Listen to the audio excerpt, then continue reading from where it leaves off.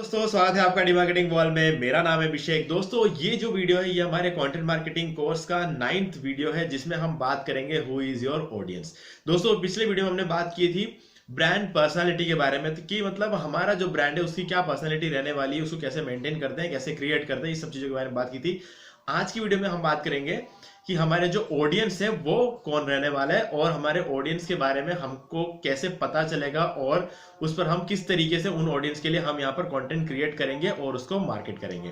ठीक है गाइस, तो यहाँ पर सबसे पहले इस वीडियो को स्टार्ट करने से पहले मैं आपको बता दूं कि आपको इस वीडियो को देखने से पहले कंटेंट मार्केटिंग के पिछले 8 के 8 वीडियोस को आपको एक बार देख लेना चाहिए। कम से कम पिछला वीडियो तो देख ही लेना चाहिए ताकि आपको ये वीडियो अच्छी तरीके से समझ में आ जाए। ठीक है गाइस, तो इससे पहले कि हम वीडियो को स्टार्ट करें जल्दी से करें चैनल को सब्सक्राइब और बेल आइकन को प्रेस ताकि जब मैं कोई भी वीडियो अपलोड करूं उसके नोटिफिकेशन सबसे पहले आपको मिले। तो दोस्तों चलिए शुरू करते हैं। ओके गाइज, तो फिर से हमारे कंटेंट मार्केटिंग कोर्स में एक थ्योरेटिकल वीडियो ही ये रहने वाला है, क्योंकि पिछली वीडियो में मैंने आपको बताया था कि ब्रांड पर्सनालिटी कैसे क्रिएट करते हैं और उसको कैसे मेंटेन करते हैं। उसमें मैंने कुछ एग्जांपल्स भी आपको बताए थे। आप सोच रहे होंगे फिर से एक थ्योरेटिकल वीडियो। गाइज एक्चुअल में ये सारी वीडियो जो होते हैं ना बहुत ज्यादा वैल्यू प्रोवाइड करवाने वाली है, क्योंकि आने वाले टाइम में जब आप अपना कंटेंट मार्केटिंग स्टार्ट करोगे तो ये सारी चीजें सीखे बिना आगे बढ़ना बहुत ज्यादा मुश्किल होता है। क्योंकि अगर हम डायरेक्टली प्रैक्टिकल चीजों पर आएंगे तो कहीं ना कहीं मतलब कोई ना कोई चीज मिस करेगी, कोई ना कोई चीज लैक करेगी। तो इसलिए ये वीडियो बहुत ज्यादा इंपॉर्टेंट है। तो यहाँ पर हमें समझना है अपने ऑडियंस के बारे में। ठीक है, तो ब्रांड पर्सनैलिटी जब बन जाती है हमारी, मतलब बनती तो इतना इजीली नहीं बनती है कि मैंने पिछला वीडियो अपलोड किया और आज का वीडियो आप देखोगे इतने में आप अपनी ब्रांड पर्सनैलिटी बनाओगे, ये तो मैं मानता नहीं हूँ। इसमें थोड़ा हाँ, ब्रांड पर्सनैलिटी के लिए एक आपने कुछ पॉइंट्स जरूर नोट कर लिए होंगे कि आपका ब्रांड कैसा होना चाहिए, आपकी पर्सनैलिटी कैसे होनी चाहिए, आपकी आइडेंटिटी कैसी होनी चाहिए लोगों के सामने, आपकी कंटेंट की आइडेंटिटी कैसे होनी चाहिए। तो ये आपने डिसाइड कर लिया होगा, लेकिन करना एक अलग बात है। एक्चुअल में उस चीज को मेंटेन कर पाना, जब 2-3 साल निकलेंगे तब जाके एक पर्सनैलिटी बनती है। ठीक है, हाँ वो बात हो रही है कि आपका कोई कंटेंट वायरल हो जाए तो वो एक अलग बात होती है। लेकिन अगर हम एक स्लो प्रोसेस के साथ अगर हम आगे बढ़ते हैं तो मतलब एक रेगुलर प्रोसेस के साथ अगर हम आगे बढ़ते हैं तो 2-3 साल लग जाते हैं हमारी एक पर्सनैलिटी बिल्ड होते होते। ठीक है, अब हमें इसी टाइम शुरू करते वक्त ही हमें ये डिसाइड करना होगा कि हमारी ऑडियंस कौन होगी।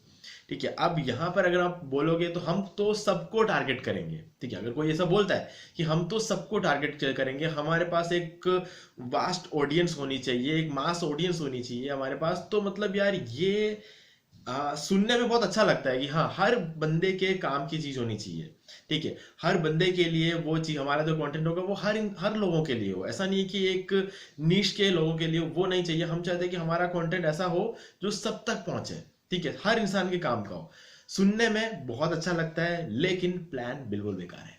ठीक है, क्योंकि आज के डेट में अगर आपके पास एक प्रोडक्ट है तो वो प्रोडक्ट दुनिया में हर इंसान के लिए एक जैसा काम नहीं करेगा। हो सकता है किसी लोगों के तो वो काम ही ना आता हो। ठीक है, किसी के कोई सोचता भी नहीं उस चीज के बारे में, हो सकता है।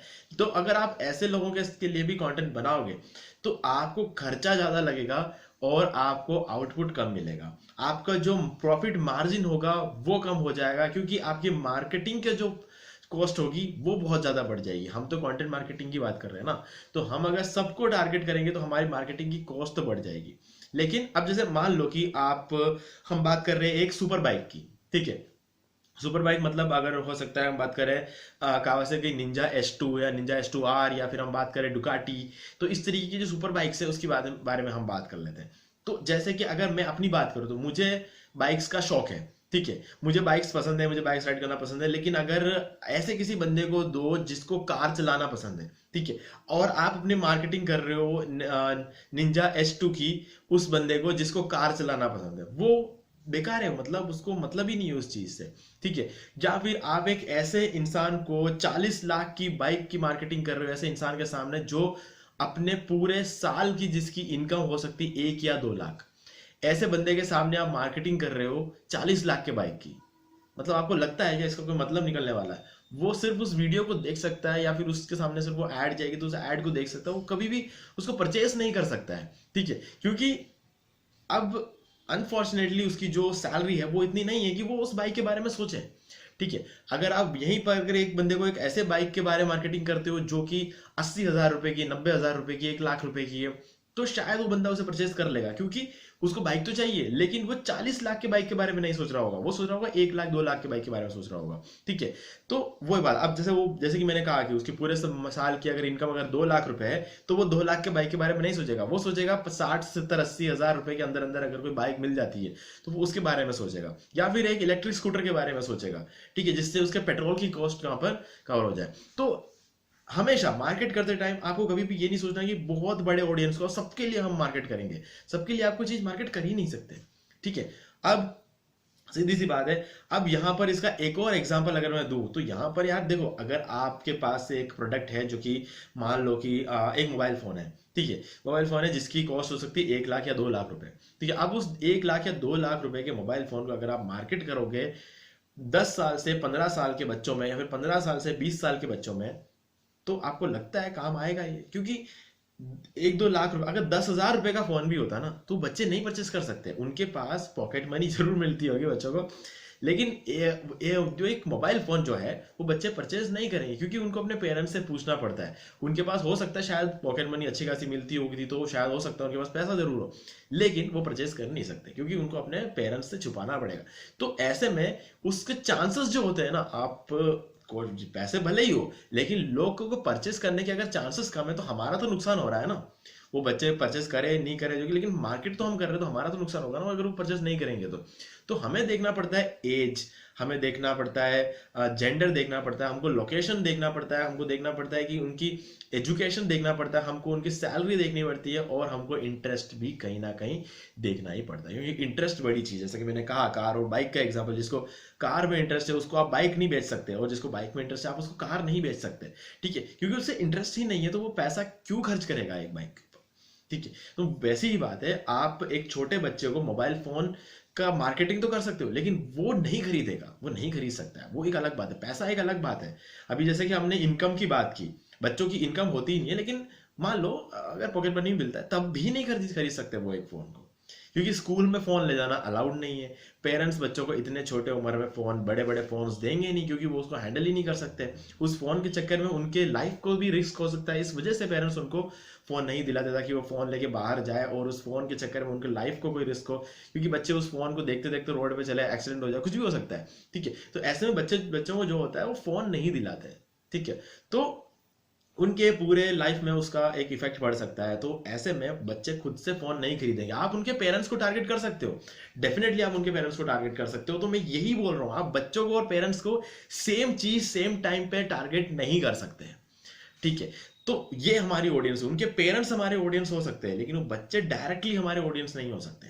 ठीक है, तो ऐसे में अगर हम बात करें हमारे ऑडियंस की, तो सबसे पहले ऑडियंस क्रिएट करने से पहले हमें एक बार देखना पड़ेगा हमारा जो प्रोडक्ट है वो किस एज ग्रुप के लोग, सबसे पहले एज ग्रुप को लेना है, किस एज ग्रुप के लोगों के लिए हमारा प्रोडक्ट काम आएगा। ठीक है, तो सबसे पहले अगर हम बात करें कि किस एज ग्रुप के लिए काम आएगा, तो सबसे पहले आप ये देखो कि जो आपने वीडियोस बनाए, जो कि या फिर आपने जो इमेजेस पोस्ट किए, या फिर आपने जो ब्लॉग पोस्ट किए, उस पर जो ट्रैफिक आ रही है वो कौन से एज ग्रुप की। अगर मैं अपने YouTube वीडियोस की बात करूं तो 18 से 24 साल के लोग ज्यादा देखते हैं। मतलब जो मेरे जो ज्यादा ट्रैफिक है 48% के आसपास जो ट्रैफिक मेरे YouTube वीडियोस पर आती है वो 18 से 24 साल के लोग होते हैं।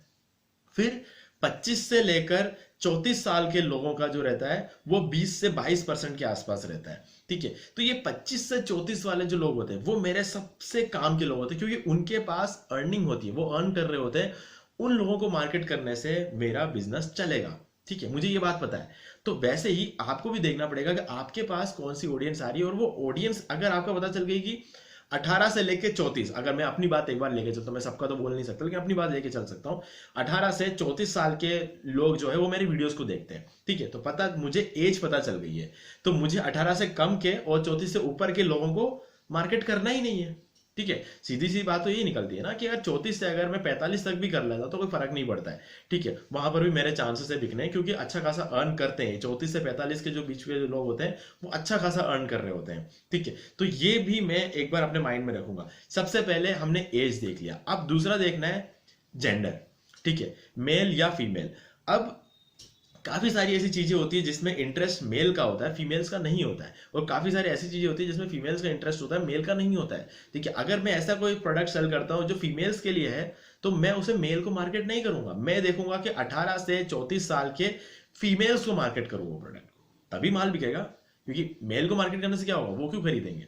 हो सकता है वो अपने गर्लफ्रेंड के लिए खरीदे, वो अपने वाइफ के लिए खरीदे, ऐसा हो सकता है, ठीक है। तो ऐसे में मुझे देखना पड़ेगा उनके मैरिटल स्टेटस, मतलब वो मतलब मैरिड है या सिंगल है, मेरे को ये देखना पड़ेगा। अगर मैं मेल को टारगेट करता हूं तो मुझे इस हिसाब से टारगेट करना पड़ेगा कि वो शादीशुदा है कि नहीं है, वो मुझे देखना पड़ेगा। तो हमने क्या क्या देखा यहाँ पर, सबसे पहले हमने एज देखा, फिर हमने मेल है या फीमेल है ये देखा। अगर फीमेल वाला प्रोडक्ट हम मेल को टारगेट कर रहे हैं तो मेल जो है वो शादीशुदा है या नहीं ये चेक करें, मतलब मैरिटल स्टेटस देख लिया हमने। और इसके बाद हम लोकेशन, कि किस लोकेशन के लोगों को टारगेट करना। अगर मान लो कि मैं अपना जो प्रोडक्ट है इंडिया में ही बेचता हूं तो मैं मार्केटिंग अमेरिका में थोड़ी करूंगा ठीक है, सीधी सी बात है। तो लोकेशन एक बहुत बड़ा फैक्टर यहाँ पे रहता है। और इसके बाद आती है एजुकेशन। अब गाइज एजुकेशन एक ऐसी चीज होती है कि मतलब हमें इतना इजीली पता नहीं चलता है एजुकेशन की। अगर हम बात करें हमारे किसी भी एनालिटिक्स में हमें इतना अच्छे तरीके से पता नहीं चलता है, लेकिन एजुकेशन भी कहीं ना कहीं बहुत ज्यादा मैटर करती है। क्योंकि जो एजुकेटेड लोग होते हैं, या फिर हम सोच सकते हैं हायर एजुकेशन, लोअर एजुकेशन, मतलब जो या फिर एजुकेटेड है या इलिटरेट लोग हैं, तो हर एक को टारगेट करने का एक अलग तरीका रहता है। तो कहीं ना कहीं हमें ये भी देखना पड़ता है कि जो हम प्रोडक्ट्स बेच रहे हैं वो प्रोडक्ट एजुकेटेड लोग खरीदेंगे कि बहुत ज्यादा एजुकेटेड लोग खरीदेंगे कि 10 तक पढ़े हुए लोग खरीदेंगे। ये सारी चीजें भी हमें एक बार खुद से सोचना पड़ेगा, तो उस हिसाब से हमें मार्केट करना पड़ता है, ठीक है।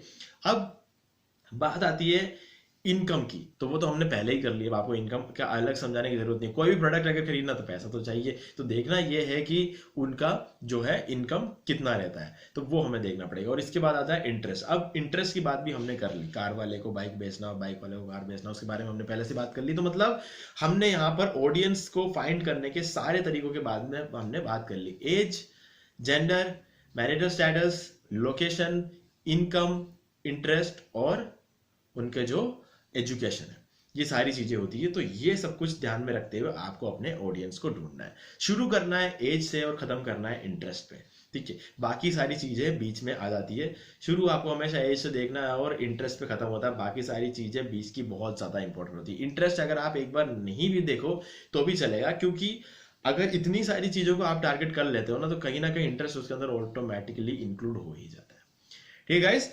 तो उम्मीद है कि आपको सारा जो टॉपिक है वो अच्छे तरीके से क्लियर हो गया होगा। फिर भी अगर आपको कोई भी डाउट है तो आप मुझसे कमेंट करके पूछ सकते हैं। बाकी आप एक बार कंटेंट मार्केटिंग की जो मेरे पुराने वीडियोस है, 8 जो वीडियोस मैंने ऑलरेडी बना लिए, उसको एक बार जरूर देख ले। प्लेलिस्ट के अंदर मैंने ऐड कर दिया है, तो आप देख सकते हो। और अब आने वाले ट्यूटोरियल्स में हम प्रैक्टिकल्स और सब कुछ करेंगे, ठीक है। तो आप चैनल को सब्सक्राइब करके रख सकते हैं, ताकि जब भी मैं कोई वीडियो अपलोड करूँ तो आपको उसका नोटिफिकेशन मिल जाएगा। हालांकि नोटिफिकेशन के लिए तो आपको बेल आइकन को प्रेस करना पड़ेगा, ठीक है गाइस। तो वीडियो पसंद आया तो वीडियो को लाइक जरूर कर देना, क्योंकि इससे मुझे और वीडियो बनाने की मोटिवेशन मिलती है।